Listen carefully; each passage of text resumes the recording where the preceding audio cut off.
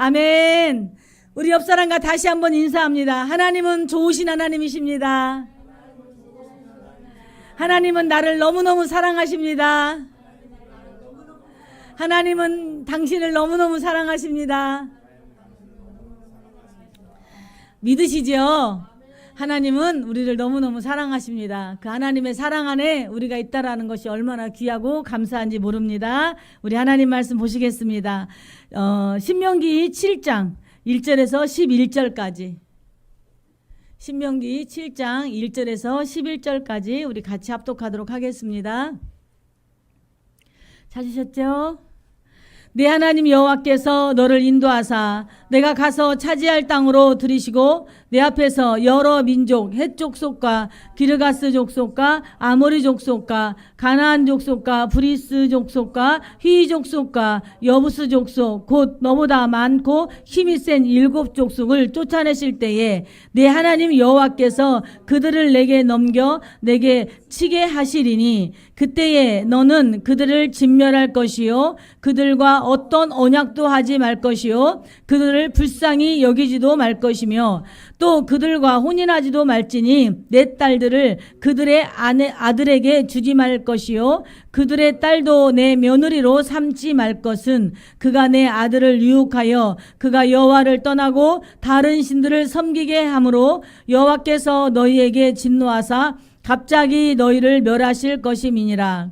오직 너희가 그들에게 행한 것은 이러하니 그들의 제단을 헐며 주상을 깨트리며 아세라 목상을 찍으며 조각한 우상들을 불사를 것이니라. 너는 여호와 내 하나님의 성민이라. 내 하나님 여호와께서 지상 만민 중에서 너를 자기 기업의 백성으로 택하셨나니 여호와께서 너희를 기뻐하시고 너희를 택하심은 너희가 다른 민족보다 수요가 많기 때문이 아니니라. 너희는 오히려 모든 민족 중에 가장 적으니라.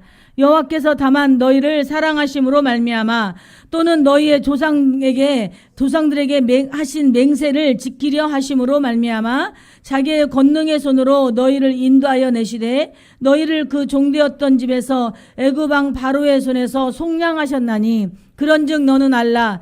오직 내 하나님 여호와는 하나님이시요 신실하신 하나님이시라. 너를 사랑하고 그의 계명을 지키는 자에게는 천대까지 그의 언약을 이행하시며 인애를 베푸시되 그를 미워하는 자에게는 당장에 보응하여 멸하시나니 여호와는 자기를 미워하는 자에게 지체하지 아니하시고 당장에 그에게 보응하시느니라. 그런즉 너는 오늘 내가 내게 명하는 명령과 규례와 법도를 지켜 행할지니라. 아멘. 아멘. 전 오늘 왜 하나님이 우리를 택하셨나 라는 제목으로 잠시 은혜의 말씀을 드리겠습니다. 왜 하나님이 우리를 택하셨을 것 같아요? 우리는 쉽게 잘 살기 위하여서 우리를 복 주시기 위하여서 하나님 우리를 택하셨다고 쉽게 말을 합니다. 그런데 정말로 하나님이 나를 왜 택하셨나라는 그 중요한 것을 내 마음속에 깨달으면 우리는 거기에서 다 두렵고 떨릴 수밖에 없어요. 택함 받았기 때문에 우리가 해야 될 일이 너무나 많아요. 왜 이스라엘 땅에 하나님 택함 받아서 유대인들이 아직도 하나님의 그 율법의 말씀, 오늘 우리가 읽었던 이 말씀을 잘 지키고 행함에도 불구하고 왜 여전히 전쟁과 기근 속에서 그들은 지금도 힘들어하고 아파할까요? 왜 그들은 그러함에도 불구하고 그런 고난 속에서도 왜 아직도 예수 그리스도가 당신들을 구원하기 위하여 이 땅에 오신 메시아라는 걸 왜 아직도 인정하지 않을까요? 때로는 참 답답하죠. 내가 사랑하는 사람에게 복음을 전해요. 교회만 오면 너무너무 행복하고 좋은데 왜 예배를 안 드리고 왜 예수님을 안 믿을까? 저희들 답답할 때 참 많이 있잖아요. 왜 그럴까요? 아무나 하나님 앞에 올 수가 없다라는 거예요. 하나님 택한 자녀이기 때문에 우리에게 그 기쁨을 주셨지만 여러분 그 기쁨을 누리기 이전에 우리가 다 그런 체험을 했을 거예요. 예수님을 믿으려고 하기 전에 두 마음의 양심으로 인하여 내가 얼마나 갈등을 하고 얼마나 힘들어 했는지. 오늘만 해도 우리 양순 집사님 어머니 정말로 그 더운 날에 고민하고 갈등했을 거예요. 아유 나 오늘 교회 가기 싫은데 안 가고 싶은데 나 너무 힘든데 허리도 아픈데 그런데 오늘 승리하고 오셨어요. 택함 받은 자녀는요 아무나 오는 게 아니에요. 우리가 정말 하나님의 은혜 속에서 그 택함받았다는 것이 얼마나 귀한 것인지, 그 귀하다면 택함받은 귀함을 통하여서 내가 어떠한 삶을 살아내야 되는지, 그 대가가 엄청나게 크지만 그 큰 대가가 예수 그리스도가 나를 위하여 십자가에 못 박혀 죽으시지 않았다면, 예수님이 나를 위하여 다 저주를 가져가지 않고 이루지 않고 그 십자가에서 조롱하고 판단하는 그 유대인들 미워서 알았다, 나 하나님 아들이다, 그래 너네들 나하고 한번 맞짱 떠보자고 내려오셨다면, 그리고 예수님이 죽으시지 않고 부활하지 않았다면 우리는 정말로 지금 이스라엘 백성들처럼 우리는 정말 너무나 힘들고 어렵고 고된 인생을 살 거예요. 예수 믿는다는 이유로. 그러나 오늘 예수님은 우리의 모든 저주를 다 가져가셨습니다. 그렇기 때문에 우리가 하나님의 자녀로서, 택함받은 자녀로서 해야 될 때 부담도 있고 내가 명심해야 될 것도 많고 지켜야 될 것도 많지만, 그러나 그 위에 예수 그리스도를 딱 품고 주님 앞에 내가 서 있으면 내가 부담스러울 게 없더라고요. 주님이 나와 함께 하시니까. 무엇이 중요하냐? 내가 그 주님 앞에 나의 모든 걸 드리지 못하는 그 과정이 힘든 것이지, 나의 삶을 주께 드립니다, 주님 기뻐 받아주세요, 나는 아무것도 아닙니다, 주님만 영광 받아주세요 라고 한다면, 그 고백이 내 안에서 이루어진다면 그것이 인격적인 예수 그리스도를 만난 사람들의 이야기입니다. 그렇다면 내 삶에 더 이상 율법이라는 것으로, 규례라는 것으로, 법도라는 것으로 우리를 묶을 수가 없어요. 그것까지도 이미 예수님께서는 십자가에서 다 가져가셨기 때문에 저 여러분이 어떤 신앙생활 하면서 삶 속에서 뭔가 하나님의 택한 자녀로서 뭔가 부족함이 있고 눌림이 있고 자유함이 없다면 그때그때마다 내가 뭘 어떻게 하려고 고민하지 마시고 기도하시며 예수 그리스도가 나의 구주라는 걸 다시 한번 입술로 고백하시기 바랍니다. 주님만이 나의 주인이신 것을 믿음으로 다시 한번 고백하고 나아가시기 바랍니다. 주님께 모든 걸 내어 맡기면 내 목숨까지도 두렵지 않아요. 그것이 예수 그리스도가 믿는 자녀들이 해야 될 사명이고 기쁨이고 누려야 될 것이라는 것을 저 여러분 꼭 믿으시기 바랍니다. 그 예수님의 그 십자가의 사랑을 모르는 이스라엘 백성들은 그저 아브라함 할아버지로 인하여서 구원을 받았어요. 그리고 언약 백성이 되었어요. 그리고 그들에게는 어마어마한 간증이 있어요. 무슨 간증이느냐?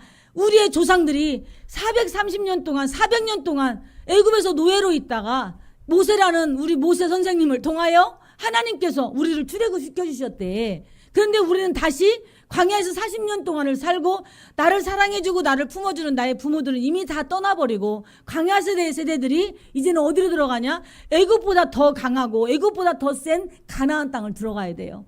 근데 그 가나안 땅은 어떤 땅이냐? 젖과 꿀이 흐르는 너무너무 좋은 땅이에요. 애굽보다 더 좋은 땅이에요. 그 땅을 들어가야 되는데 부모가 없어요. 우리가 개척해야 돼요.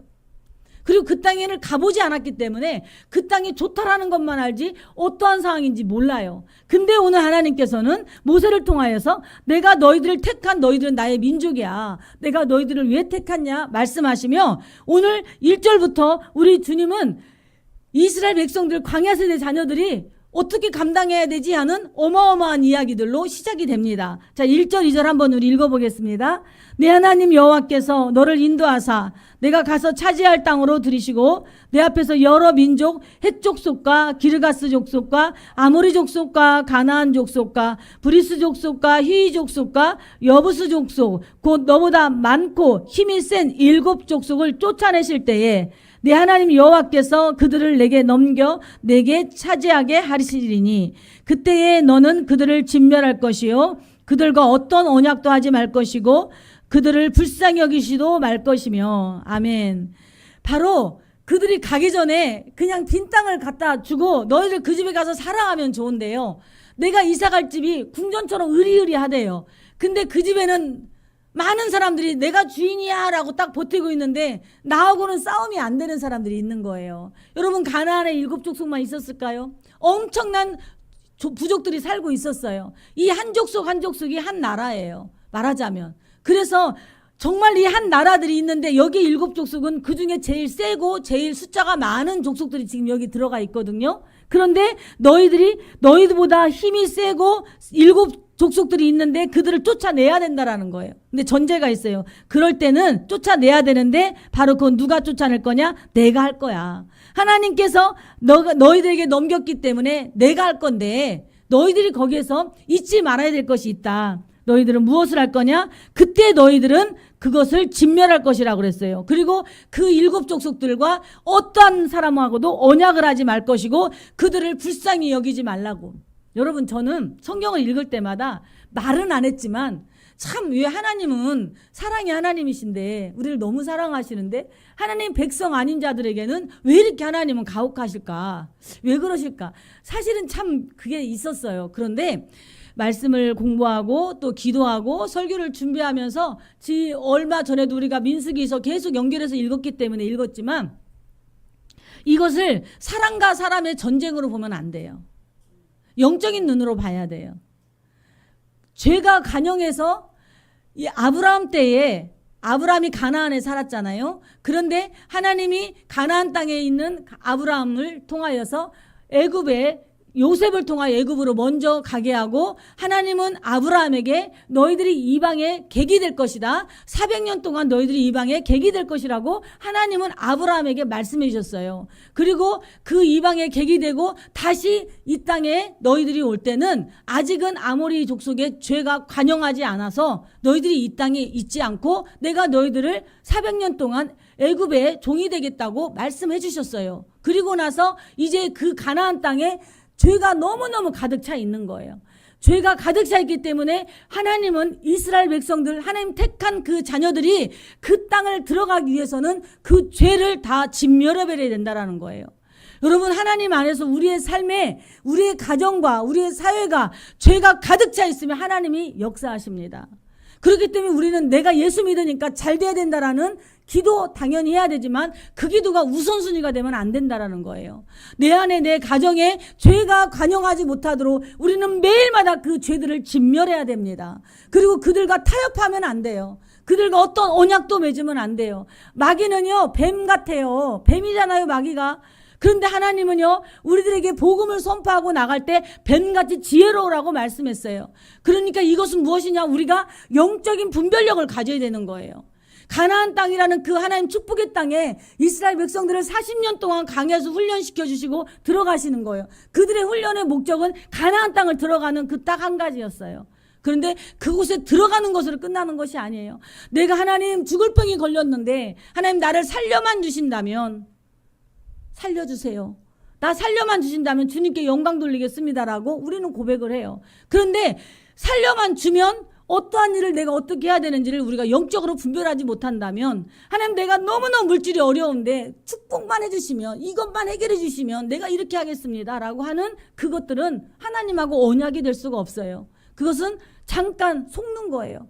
그래서 정말 하나님 안에서 우리가 축복의 통로를 열어가는 사람은 어떤 조건부로 내거는 것은 믿음이 아니라 하나님 내가 비록 지금 힘들고 아프지만 내가 지금 죽을 병이 걸렸지만 나는 천국을 소망합니다.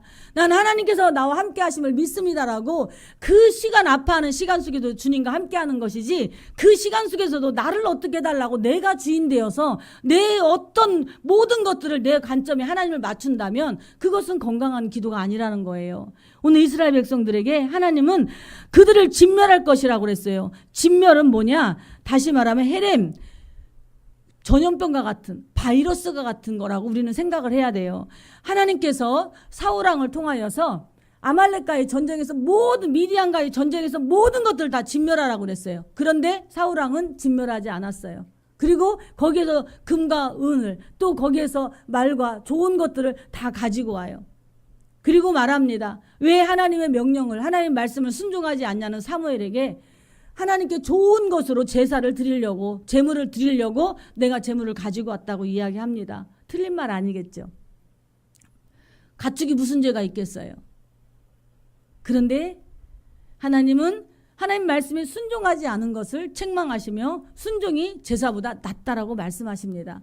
그러니까 사울왕의 그 안에는 입으로는 하나님을 위하는 척했지만 그 속에는 거짓과 탐욕과 죄악이 있었다라는 거예요. 그렇기 때문에 하나님은 거기에 있는 그 모든 것들을 다 제거하라고 말씀하신 거예요. 그러니까 여기에 나오는 이 모든 것들을 사람과 사람으로 보지 마시고 하나님께서 우리에게 계시는 영적인 것으로 봐야 돼요. 내가 사랑하는 내 아이가 내가 사랑하는 내 가족이 죄를 범하면 범하면 우리는 그것을 위해 단호하게 기도하고 나가야 된다라는 것입니다. 그래서 끝까지 우리는 하나님 안에서 진멸해야 되고 언약을 맺지 말아야 되고, 왜? 이 언약을 맺으면 사단과의 딜을 하는 거거든요. 마귀는 절대로 강교해요. 절대로 강교해요. 그래서 마귀 역사하고 영적으로 눌려있는 사람들 기도할 때요, 항상 기도하는 그 축사기도 중에 속지 말라라는 게 있어요. 저도 그래요. 저도 초창기 때 정말 영적으로 귀신 들리고 눌린 사람들 많이 있었잖아요. 늘 밤마다 24시간 거의 기도하다시피 했는데요, 그때마다 사단이 얼마나 갖고 노는지 아세요? 그럴 때 내 안에서 계속 난 너한테 안 속아. 난 너한테 안 속아. 난 예수 그리스도의 자녀야. 나는 예수님으로 말미암아 구원받은 하나님의 자녀라는 것을 계속 입술로 외치고 내가 너한테 속지 않는다고 해야 돼요. 알았어. 내가 이제 다음부터는 안 그럴게. 나 한 번만 봐주세요. 왜 목사님은 이 사람을 왜 다른 사람은 다 포기하는데 왜 포기하지 않냐고 막 얼마나 나한테 대드는지 말도 못해요.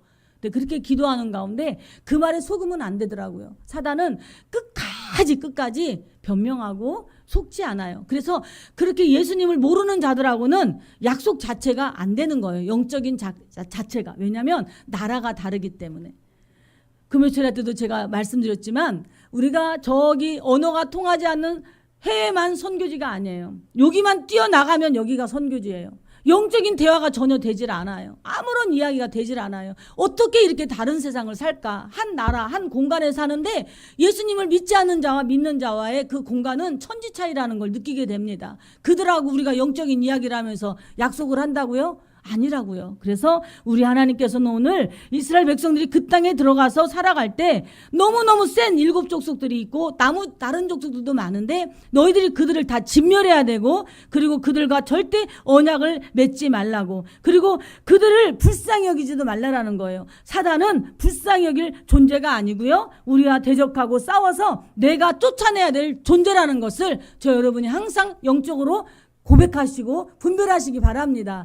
이것이 하나님 나라의 택한 자녀만이 할 수 있는 일이에요. 그러니까 택함 받았다고 그냥 나는 좋아가 아니라 택함 받았기 때문에 택함 받은 백성들을 넘어뜨리려고 하는 사단이 매일마다 우는 사자같이 두루다니며 삼킬 자를 찾는 이때에 우리가 예수 그리스도의 이름으로 방패가 되어서 그들과 절대로 언약을 이루지 말고 불쌍히 여기지도 말고 그들을 예수의 이름으로 대적하고 싸우고 쫓아내야 된다는 것을 꼭 기억하시기 바랍니다. 3절 4절 읽겠습니다.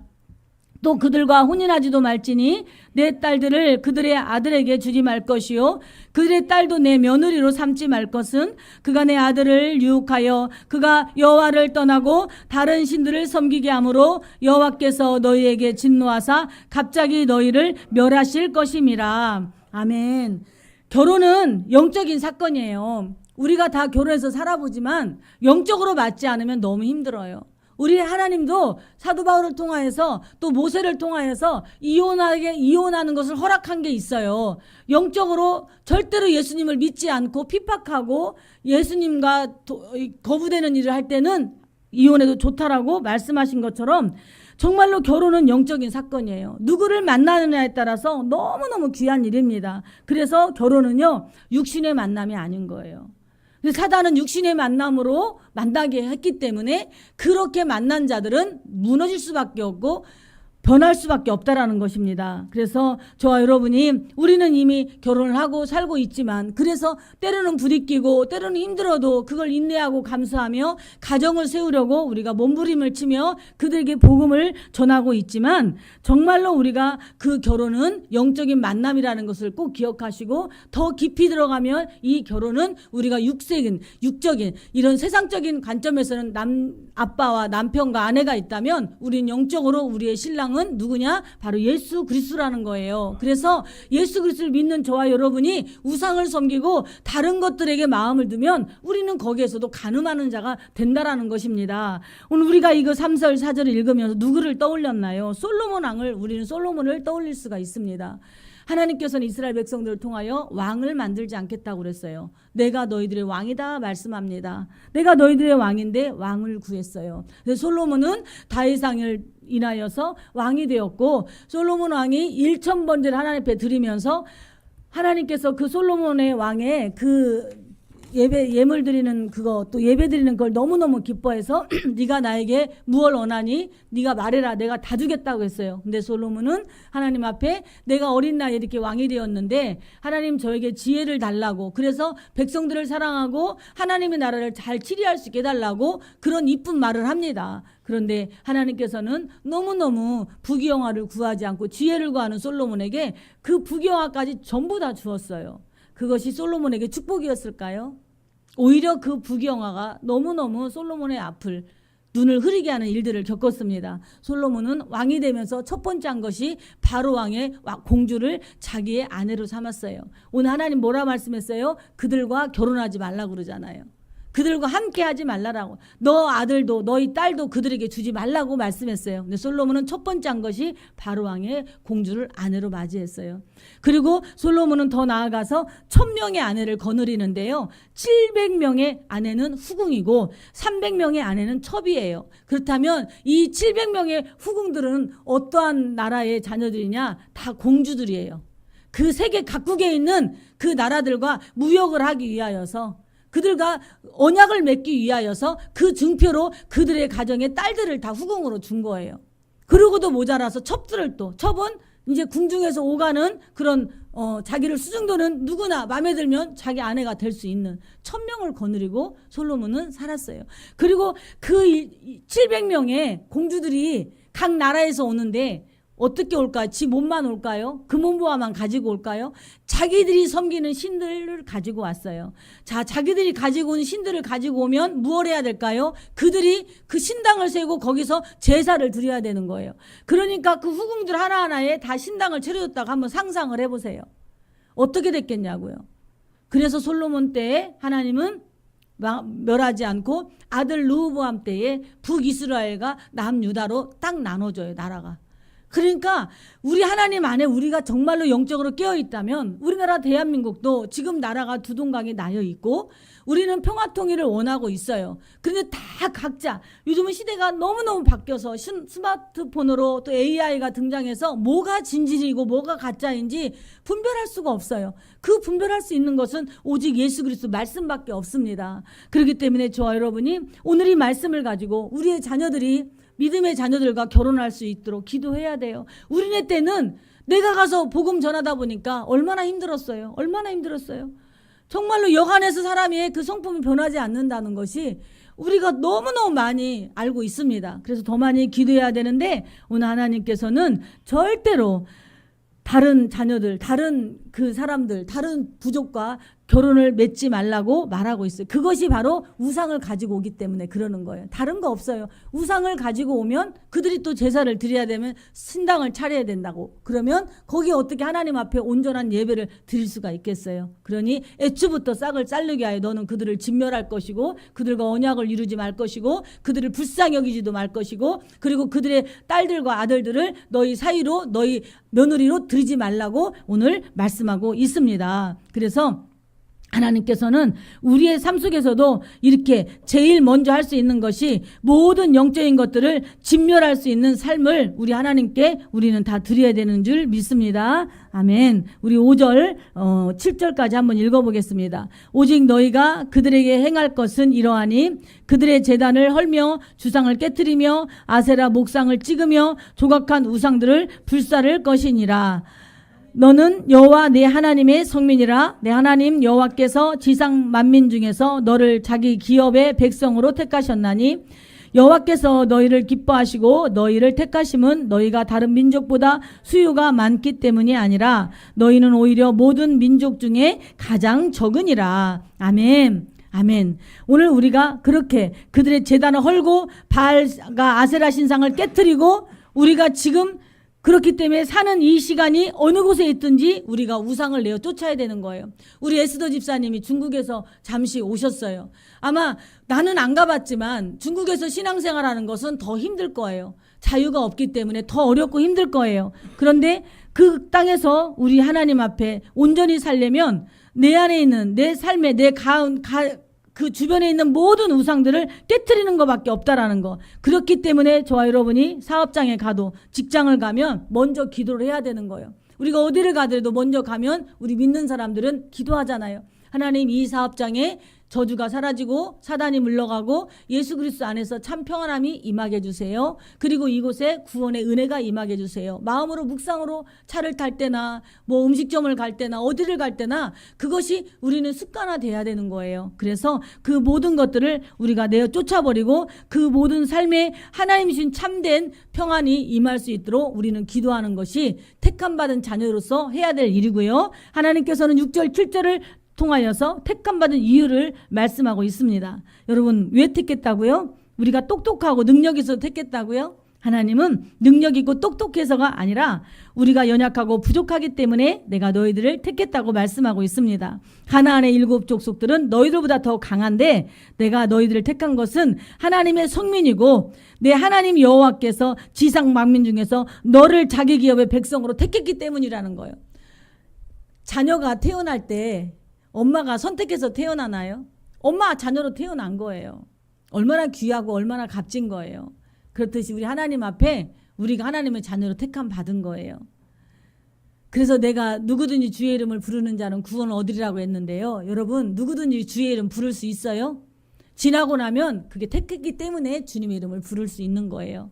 난 아무것도 모르는 것 같죠? 하나님 택함 받았기 때문에 오늘 이 자리에 앉아서 예배 드리는 거예요. 그래서 우리가 사단에게 틈을 주면 안 돼요. 난 하나님의 자녀야. 나 하나님 택함 받은 하나님의 딸이야. 네가 어디 나를 넘봐. 예수의 이름으로 사단아 물러갈지어다 하고 우리는 자부심을 가져야 돼요. 우리 집이 아버지가 왕인데 밑에서 거지들이 와가지고 아니라고 하면 거기 거지 따라갈 수 없잖아요. 예수의 이름으로 우리는 내어 쫓아내고 왕이신 주님만이 나의 왕이시라고 입술로 고백하고 나아가는 거예요. 이것이 영적인 전쟁이에요. 이것이 축복의 통로를 열어가는 거예요. 절대 환경으로 눌리지 마시기 바랍니다.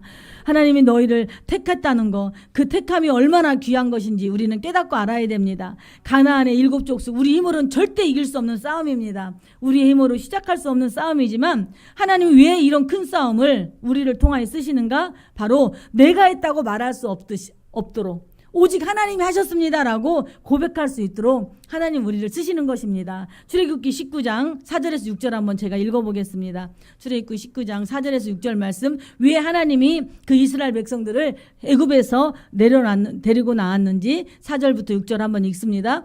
내가 애굽 사람에게 어떻게 행하였음과 내가 어떻게 독수리 날개로 너희를 업어 내게로 인도하였음을 너희가 보았느니라. 세계가 다 내게 속하였나니 너희가 내 말을 잘 듣고 내 언약을 지키면 너희는 모든 민족 중에서 내 소유가 되겠고 너희가 내게 대하여 제사장 나라가 되며 거룩한 백성이 되리라. 너는 이 말을 이스라엘 자손에게 전할지니라. 아멘. 모세를 통하여 하나님이 말씀하셨어요. 누가? 이스라엘 백성만이 아니라 5절에 보니까 세계가 다 내게 속하였다고 말씀하고 있습니다.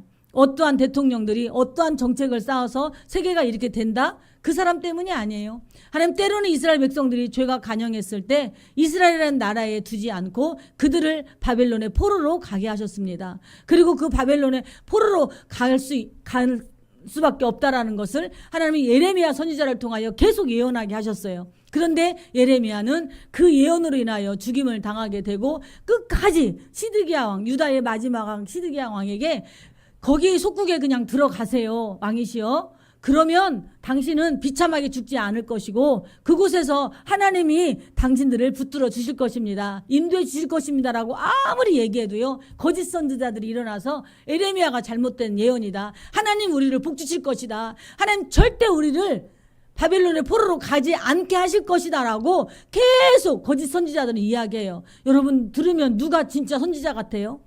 예레미야가 진짜 선지자 같아요? 거짓 선지자 같아요? 우리는 후자잖아요. 하나님이 계시면 어떻게 하나님 사랑하는 자녀들을 그렇게 포로로 잡혀가게 하시겠어? 하나님이 계시면 어떻게 이 땅을 망하게 하시겠어? 하나님이 계시면 절대 우리를 그렇게 하지 않으셔 라고 얘기해요. 그러나 하나님은요 이스라엘 백성들을 사랑하기 때문에 어디로 누구도 다른 나라들이 이스라엘 백성들을 치기 전에 하나님은 바벨론의 포로로 그들을 이끌어 가셨고요. 그 바벨론의 포로 안에 하나님 누구를 세워뒀느냐? 다니엘과 세 친구를 세워주셨어요. 그리고 다니엘과 세 친구는 그 땅에서 네 나라 4명의 왕들이 바뀌어지고 나라가 바뀌어지는 그 시간 속에서도 다니엘은 우뚝 총리로서 그 사명을 감당하고 그곳에 하나님의 나라를 지우지 않고 하나님 나라를 세워가는 일들을 하게 됩니다. 여러분 영적인 눈으로 보시기 바랍니다. 이 나라가 이렇고 저 나라가 이렇고 미국에서 지금 대통령이 이렇고 저렇고 뭐 많은 일들이 있잖아요. 뉴스 보고 싶지가 않잖아요.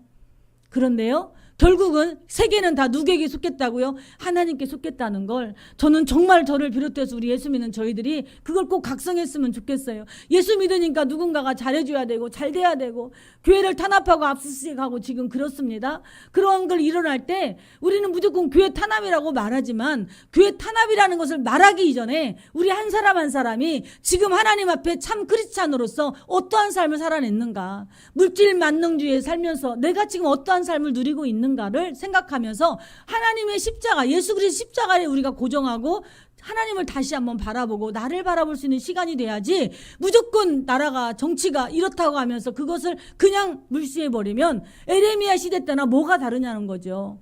정말 저 여러분이 통회하고 자복하고 다른 거가 아닌 하나님만을 바라보고 나아갈 때 하나님 우리와 함께 하십니다. 그러려고, 그런 기도를 하라고 하나님 우리를 택해주셨다라는 것을 꼭 기억하시기 바랍니다. 그리고 첫째로 하나님 왜 우리를 택해주셨느냐, 제사장의 백성은 땅에 분깃이 없어요. 제사장은. 그래서 땅에 분깃을 주기 위해서 제사장을 하나님은 이스라엘 땅에서 세웠습니다.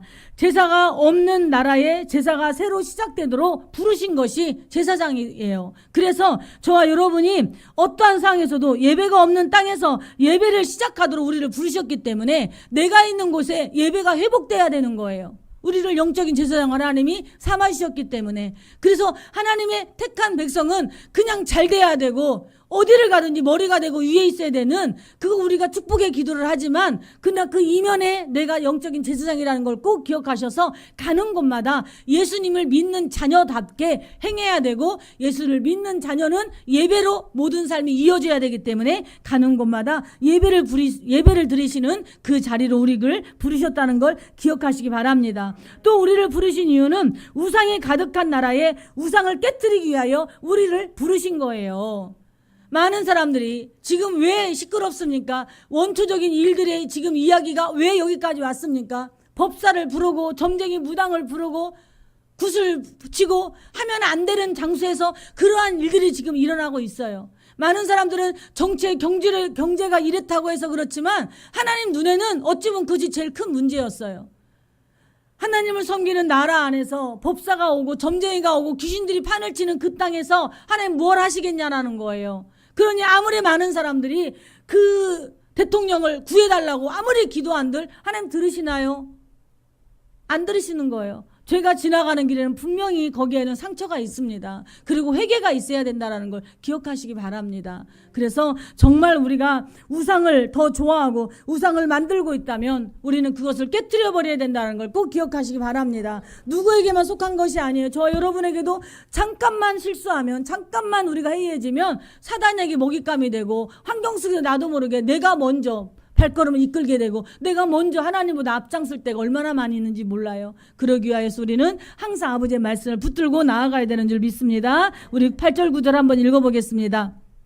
여호와께서 다만 너희를 사랑하심으로 말미암아 또는 너희의 조상들에게 하신 맹세를 지키려 하심으로 말미암아 자기의 권능의 손으로 너희를 인도하여 내시되 너희를 그 종되었던 집에서 애굽 왕 바로의 손에서 속량하셨나니 그런즉 너는 알라 오직 내 하나님 여호와는 하나님이시요 신실하신 하나님이시라. 그가 사랑하고 그의 계명을 지키는 자에게는 천대까지 그의 언약을 이행하시며 인애를 베푸시되. 아멘.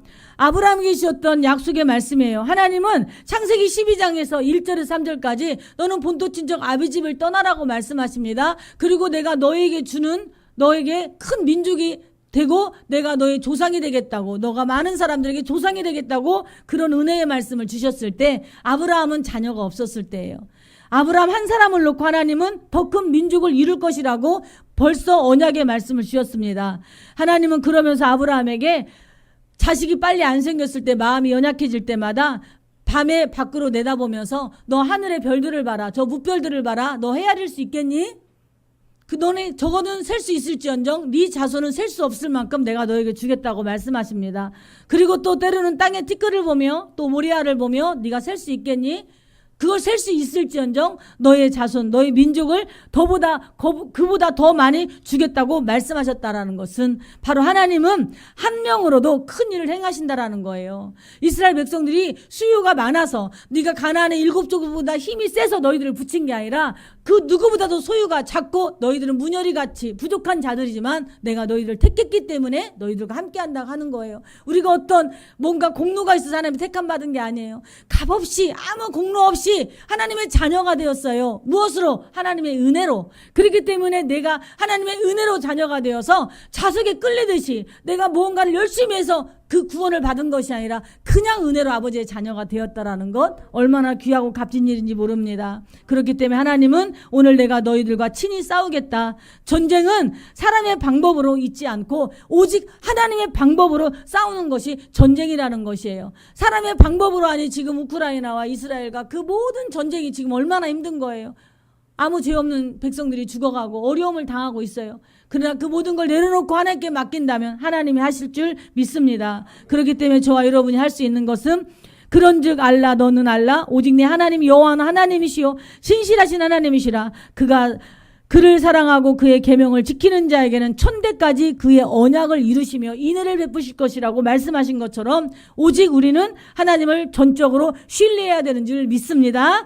하나님의 권능의 손으로 애굽에서 출애굽해 주셨던 것처럼 지금 세상은 어떠한 어려움이 있습니까? 이런 어려운 고난 속에서 우리는 끝까지 하나님이 이렇게 말씀해 주셨던 언약의 말씀을 기억해야 되는 줄 믿습니다. 그리고 그 말씀 속에서 우리의 자녀들이 천대까지 복 주시는 그 하나님을 믿고 나아간다면 지금 내가 어떠한 고난과 어려움이 있어도 반드시 하나님께서는 해피엔딩으로 우리를 구원의 은혜 가운데 거하여 주십니다. 천대까지 복을 누리는 그 축복의 통로를 열어가시기를 바랍니다. 그러면서 하나님은 마지막 10절 11절에 말씀합니다. 같이 읽습니다. 그를 미워하는 자에게는 당장에 보응하여 멸하시나니 여호와는 자기를 미워하는 자에게 지체하지 아니하시고 당장에 그에게 보응하시느니라. 그런즉 너는 오늘 내가 내게 명하는 명령과 규례와 법도를 지켜 행할지니라. 아멘. 우리를 미워하는 자를 하나님 반드시 미워하는 자를 보응한다고 그랬어요. 그래서 너가 친히 원수 갚지 말고 너가 행악자라는 불평하지 말고 너는 오직 여호와를 인하여 기뻐하는 삶을 살라라는 거예요. 왜? 그 미움이 나를 통하여 가기 때문에 우리는 미워하지 말고 주만 바라보고 나아가랍니다. 그러면 내가 명하는 명령과 규례와 법들을 지키는데 바로 그것은 가나안 땅에 들어가서 무엇보다도 하나님이 먼저라는 걸 기억하라는 거예요. 명령과 법도와 규례를 지키라는 것은 가슴에 새기고 행해야 되는데 뭐 다른 거 없어요. 가나안 땅에 들어가서 하나님이 먼저다. 하나님만이 왕이시다라는 것을 이야기하는 거예요. 그리고 하나님이 주신 세계관으로 하나님이 주신 규례와 법도와 명령을 지키고 살아간다면 오늘 저와 여러분에게 주시는 은혜가 임하게 하신 줄 믿습니다. 그것은 그 가나안 땅에 들어가서 너희들과 세상과 섞이지 말라. 하나님을 믿지 않고 우상을 섬기는 자들과 섞이는 삶을 살지 말라. 사람은 얼마든지 가능성이 있기 때문에 섞이지 않기 위하여 너희들이 유혹받지 않기 위하여 그 죄를 완전히 진멸하라 말씀하십니다. 오늘 우리를 변화시킬 책임이 우리는 누구에게 그들을 변화시킬 책임이 우리는 있다라는 걸 기억하세요. 내 가정을 우리는 변화시켜야 됩니다. 내가 이 세상 속에 살지만 세상 안에서 내가 참 크리스찬 택함받은 자녀로서의 빛과 소금의 직분을 감당하고 살아야 됩니다. 그것은 내가 그들을 어떻게 해야 되는 것이 아니라 내가 주님을 믿기로 결단했다면 내가 하나님의 자녀라면 내가 어떤 죄악 가운데 타협하지 않고 하나님을 바라보고 나아갈 때 그들의 삶에 나의 모습을 통하여 그들이 변화된다라는 거예요. 많은 사람들은 내 남편을 아직도 교회를 데리고 못 왔으면 괜히 죄인 같아요. 내가 부족해서 내 남편 아직도 전도하지 못했노라고 구원받지 못하게 했노라고 말합니다. 여러분 아니에요. 구원은 하나님의 것이에요. 나의 것이 아니에요. 내가 하나님 앞에 서 있으면 하나님의 때에 하나님이 하셔요. 어떠한 사람, 저 같은 사람은 더 완악해서 더 하나님이 깨트리고 더 낮아지고 더 쓰시려고 더 하나님께서 길게 내놓는 거예요. 아직까지도 하나님 이럴 수가 있으세요가 아니에요. 그러한 가정에서 내가 깨어지더라고요. 내가 더 낮아지게 되고 내가 더 하나님만을 신뢰해야 되고 내가 남편을 믿었던 내가 자녀를 믿었던 내가 물질을 믿었던 만약 그러한 것들이 있었다면 하나님은 고난과 연단을 통하여 나를 그거에서 다 해방시켜 주시더라고요. 그렇기 때문에 우리에게 책임이 있는 것이 아니라 내가 책임 있는 삶을 살면 하나님 그 나머지는 하나님 해주세요. 먹든지 마시든지 너는 주의 영광을 알아. 그래야 모든 걸 하나님 더해 주시듯이 오늘 저 여러분이 그러한 믿음의 삶, 택함받은 자녀라는 자부심 가지고 사시기 바랍니다. 그리고 어느 곳에 갈지라도 내가 빛이요 내가 길이요 진리요 생명이신 그 예수님으로 인하여 내가 살아간다면 내 안에 있는 내 주변에 있는 그 죄악들을 진멸하시기 바랍니다. 불쌍히 여기지 마시고 진멸하시기 바랍니다. 언약을 이루지도 말고 약속도 잡지 말고 오직 하나님만을 바라보세요. 구원은 1대1이에요. 구원은 우리가 아니에요. 구원은 나와 주님과의 관계예요. 그 관계가 온전히 세워졌다면 그 나를 통하여 하나님은 일하신다라는 걸 꼭 기억하셔서 옆 사람 바라보지 마시고 가족 탓하지 마시고 내가 주님 앞에 온전히 서 있는 나를 바라보시면서 내 안에서 그 기쁨과 자유함을 찾으시기 바랍니다. 남편의 아픔을 같이 대신하려고 하지 마세요. 그게 온전히 진멸하지 않은 거야. 예수 믿지 않는 시대 또 누군가를 나를 힘들게 하고 괴롭히는 자들 때문에 가슴 아파하지 마시고 내가 부족해서 이런 일이 생겼나라는 것도 사단이 주는 연민의 생각들이니까 예수의 이름으로 다 멸해보시고 아버지 앞에 내가 지금 온전히 서 있는 나를 바라보시고 나아간다면 그 나머지는 하나님 해주실 거니까 믿음으로 나아가시기 바랍니다. 자유하시기 바랍니다. 절대로 정죄당하지 마시기 바랍니다. 하나님 오늘 우리에게 예수 그리스도의 사랑으로 이 땅에 오셔서 우리를 품어주시고 안아주신다는 걸 꼭 기억하셔서 그 좋으신 하나님을 마음껏 누리고 그 누림 안에서 주님이 주시는 은혜를 경험하시기 바랍니다. 아멘. 우리 이 시간에 한번 주님 한번 부르고 기도하겠습니다. 하나님 나를 택해 주셨던 이유가 무엇입니까? 내가 택함 받았는데 지금 내가 내 영적인 상태가 어떠한 상태인지 한번 바라보면서 마음껏 기도하시고 마음껏 아버지 앞에 감사하시는 그러한 시간 되었습니다. 좋겠습니다. 주님 한번 부르고 기도합니다.